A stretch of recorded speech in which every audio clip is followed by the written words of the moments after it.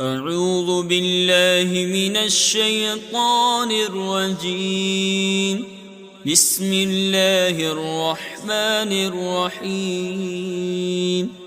والضحى والليل إذا سجى ما ودعك ربك وما قلى وللآخرة خير لك من الأولى ولسوف يعطيك ربك فترضى ألم يجدك يتيما فآوى ووجدك ضالا